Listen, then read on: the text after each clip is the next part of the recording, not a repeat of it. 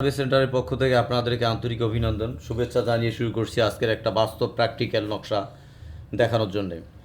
এটা একটা মহাসড়ক চলাচলের রাস্তা। সেখানে দেখতে পাচ্ছেন এটা একটা ফুটপাত। এটা একটা ফুটপাত, মানুষ পায়ে চলাচলের রাস্তা। আমি যেটা বলছি এটা কিন্তু সম্পূর্ণরূপে বাস্তব। ফুটপাত মানুষ চলাচলের রাস্তা। সেখানে একটা সুন্দর বাড়িটা অনেক মূল্যবান, অনেক দামি বাড়ি, অনেক ভদ্রলোক তৈরি করেছেন। যাক, ইনশাল্লাহ এরকম বাড়ি তৈরি করলে আমাদের দেশের মানুষ হয়তো মনে করবে যে অনেক সুন্দর বাড়ি, দেখে আরও অনেকেই তৈরি করবে। কিন্তু এমন বাড়ির পাশে কিছু তৈরি করবেন না যেটা দেখে মানুষ আপনারটা দেখে আরও ক্ষতিকারক কিছু তৈরি করতে পারে।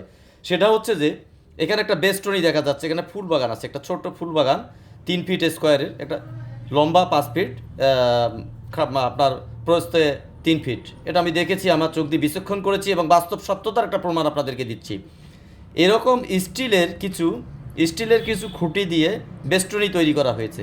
এটা এইখানে আমার স্কেলটা যেখানে অবস্থান করতেছে সেখানে একটা বেষ্টনী তৈরি করা হচ্ছে, অর্থাৎ ফুলের বাগানটাকে বেড়া হিসেবে, পাহারাদার হিসেবে। কিন্তু ফুল খুব সুন্দর, আমরা সকলেই পছন্দ করি, আপনি সারা বিশ্বের লোক পছন্দ করেন, এটা সবাই স্বাগত জানাবে ফুলকে ঘেরা দিয়ে রাখা।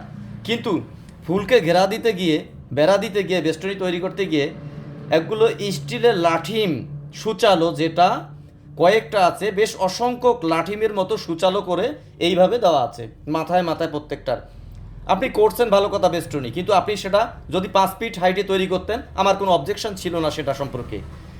এই বেষ্টনীর পাশে ফুটপাতে যদি কোনো কুকুর জটলা বেঁধে মারামারি করতে যায়, ওই 2টা কুকুর যদি ওখানে পড়ে যায়, নিশ্চিত একে শুসের মধ্যে আটকে যাবে, মারা যাবে। আচ্ছা, কুকুর তো এখন কুকুর উদাহরণ হয়ে গেল। যদি সেখানে কোনো পথক যাত্রী অসুস্থ অবস্থায় মাথা ঘুরে পড়ে যায়, এর দায়ভার কে নিবে? আপনাকে নিতে হবে। কেন আপনি এটা তৈরি করেছেন? এভাবে তৈরি করবেন না আশা করি।